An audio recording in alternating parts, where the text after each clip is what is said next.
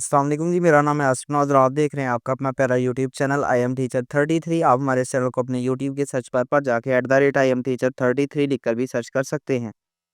तो आज का हमारा जो टॉपिक है वो है क्लास डायग्राम, जो कि हम इस लेक्चर में पढ़ने जा रहे हैं।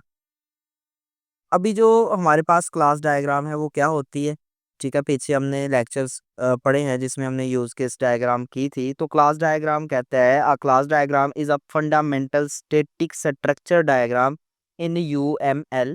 It provides a blueprint of a system by showing it classes, their attributes, methods और operations, the relationship among the classes. Class diagram में हमारे पास एक ऐसा सिस्टम होता है जिसमें क्लासेस और इनके एट्रीब्यूट्स, यानी इनका जितना भी डाटा वगैरह होता है, इनमें कौन कौन सा ऑपरेशन होता है, यानी ये कौन सा बिहेवियर शो कर रहे हैं, यानी क्लास कौन सा फंक्शन परफॉर्म कर रही है उसे बयान करता है। और दूसरी क्लासेस के साथ इनके रिलेशन क्या है वो भी बताने होते हैं क्लास डायग्राम में। अभी हमारे पास इसकी डेफिनेशन हो गई जिसमें आपने देखा क्लास डायग्राम असल में है क्या। एक फंडामेंटल स्ट्रक्चर है जिसमें सिंपल से उसके एट्रीब्यूट्स के बारे में, उसके मेथड्स के बारे में और उसके रिलेशन के बारे में बताया जाता है। ये आपके पास जैसे क्लास डायग्राम्स हैं, एक आपके पास क्लास है बॉक्स, उसके एट्रीब्यूट्स क्या हैं, नेम है, फिर साइज है। इसी तरह से एक आपके पास क्लास डायग्राम है रूम और बॉक्स। और इसी तरह से बॉक्स से निकले हुए तीन मजीद क्लासेस हैं, जो कि हमारे पास एक टॉय बॉक्स आ जाती है, फिर हमारे पास बुक आ जाती है और फिर हमारे पास क्लॉथ बॉक्स आ जाते हैं। तो आप देखिए सारी की सारी क्लासेस एक दूसरे से रिलेशन रखती हैं। जैसे बॉक्स है ना, तो हम एक बॉक्स में एक बॉक्स को और एक बॉक्स जो है हम उसे एज अ टॉय बॉक्स भी ले सकते हैं, ठीक है। उसमें थोड़ा बहुत चेंजिंग करने की ज़रूरत है। फर्ज करो एक सिंपल सा डब्बा है, एक डब्बे में चाहे तो आप जो है वो कुछ टॉयज रख दें तो वो टॉय बॉक्स हो जाएगा, ठीक है। और अगर आप उस टॉय की जगह आप उसमें बुक रख दें तो वो एक बुक बॉक्स हो जाएगा। और अगर आप बुक्स की जगह आप जो है उसमें क्लोथ्स रख दें तो वो हमारे पास क्लॉथ बॉक्स हो जाएगा। तो इस तरह से हमारे पास एग्जाम्पल्स हैं ये हमारे पास क्लास डायग्राम की, और इस तरह से हम इनको यूज़ करते हैं। अच्छा, क्लास डायग्राम का यूज़ क्यों होता है इसको हम देख लेते हैं। Visualising the structure of object oriented system, हमारे पास जो ऑब्जेक्ट ओरिएंटेड सिस्टम है उनको विजुअलाइज करने के लिए, डायग्राम की सूरत में देखने के लिए। इस तरह से हम अंडरस्टैंड करते हैं कि डिफरेंट जो पार्ट्स हैं वो किस तरह से काम करेंगे, किस तरह से वो इंटरेक्ट करते हैं एक दूसरे के साथ। फिर देखते हैं कि हमारे पास जो डेवलपर्स होते हैं और स्टेक होल्डर्स देखते हैं कि हमने जो क्लासेस बनाई हैं, जो हमने डिज़ाइन बनाया है, उसमें डिज़ाइन एक दूसरे के साथ कैसे इंटरेक्ट करेगा। इसके अलावा सिंपल सी डायग्राम होती है, इसलिए हमें सिंपल एक आइडिया देता है कि हमने किस तरह का कोड बनाना है, ठीक है। ये आपके पास डायग्राम है, इसको थोड़ा सा हम एक्सप्लेन करके देख लेते हैं। क्लास असल में है क्या। क्लास की अगर बात करें तो यहाँ पर represented by rectangle usually divided into 3 components. अब देखें, रूम भी रेक्टेंगल की फॉर्म में होता है, 4 कोने होते हैं उसके। बॉक्स भी 4 कोनों की सूरत में होता है, टॉय बॉक्स भी 4 कोनों की सूरत में होता है। तो एक बॉक्स की सूरत में तो सारी चीजें हो गई। अब उसमें हमारे पास 3 तरह के हैं, एक हमारे पास सिंपल रूम है, फिर बॉक्स है, फिर टॉय बॉक्स है, या फिर क्लास वगैरह आप दे लें। ये इनके नाम हो गए, ठीक है। एट्रीब्यूट्स इनकी जो खसूसियात होंगी वो होंगी।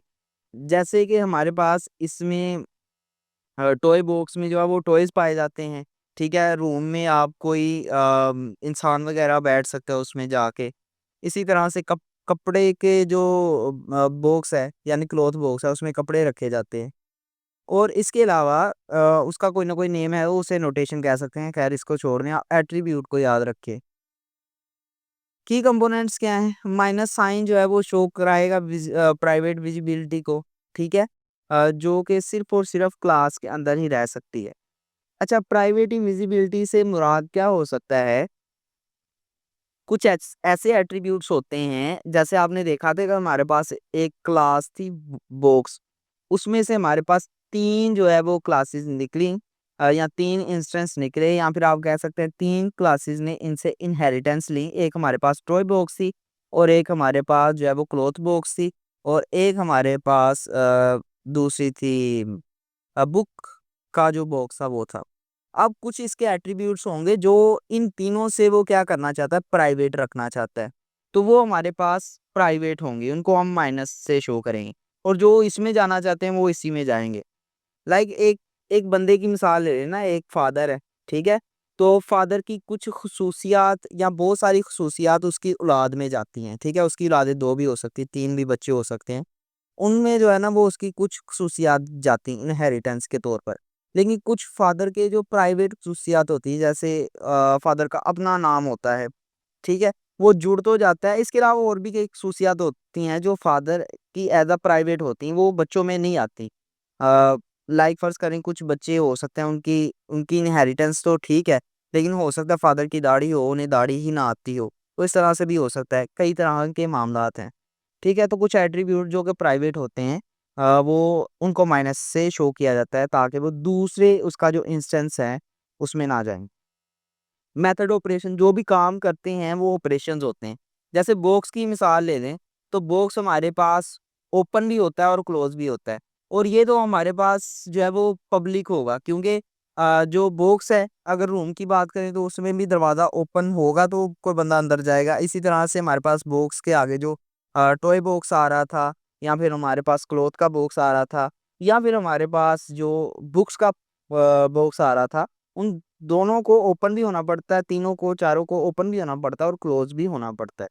तो ये हो गए मेथड्स। आई होप एट्रीब्यूट्स वो हैं जो उनकी खसूसियात हैं, जैसे नाम हो गया, या इस तरह की नाम वगैरह हो गई, उनका जो है वो टाइप वगैरह हो गई, और उनका जो जो काम उन पे परफॉर्म हो रहा है, जो फंक्शन पे परफॉर्म हो रहा है, वो मेथड या ऑपरेशन है, ठीक है। आपके पास ये जैसे रूम है, रूम एक मेन कंटेनर है, ठीक है। उसका नाम बेडरूम हो सकता है, कुछ भी हो सकता है, और उसका एट्रीब्यूट साइज हो सकता है। एट्रीब्यूट साइज इस हिसाब से कि उसकी लेंथ विथ ज़्यादा हो सकती है, लार्ज या शॉर्ट, जिस तरह से भी। तो ये उसका एट्रीब्यूट है। बॉक्स की बात कर लें तो बॉक्स का कोई ना कोई नाम हो सकता है, और उस पे कोई ना कोई चीज़ लिखी हो सकती है, जैसे स्टोरेज वगैरह। और इसके अलावा उसकी कोई डिस्क्रिप्शन डिस्क्रिप्शन आप कह लें कि उसका एट्रीब्यूट है जो उसके बारे में डिफाइन करती है, करैक्टरिस्टिक्स है। इसी तरह स्पेशलाइज्ड बॉक्स से जो उन बॉक्स से निकाले गए थे, जैसे टॉय बॉक्स, क्लॉथ बॉक्स वगैरह, तो इस इनके भी अलग-अलग नाम हैं और इनके भी कुछ ना कुछ एट्रीब्यूट्स हैं, ठीक है? तो इसी तरह से रिलेशन जो है यहाँ पर बयान किया गया, जो मैं पहले ही बता चुका हूँ कि रूम एक बॉक्स की तरह है, ठीक है? और बॉक्स में से भी जो है चीज़ें निकली हैं, वो बुक बॉक्स है। वो भी एक तरह का बॉक्स ही है, टॉय बॉक्स है तो वो भी एक तरह का बॉक्स है, क्लॉथ है तो वो भी एक तरह का बॉक्स है। तो देखें, है तो सारी चीज़ें बॉक्स ही, ठीक है? टॉय बॉक्स भी एक बॉक्स है, लेकिन बॉक्स से ही सारी चीज़ें निकली हैं, ठीक है? तो इस तरह से रिलेशन है, इसे इनहेरिटेंस का नाम दिया जाता है, ठीक है? तो ये था जी आज का लेक्चर, आई होप आपको समझ आई होगी। थोड़ा-सा कॉम्प्लिकेटेड था, अगर आपको समझ नहीं आई तो लेक्चर दोबारा आप सुन लें तो अच्छे से समझ आ जाएगी। फिर भी अगर कोई क्वेश्चन हो तो आप लाज़मी पूछा करें। हाँ, मिलते हैं अगले वीडियो में, तब तक के लिए अल्लाह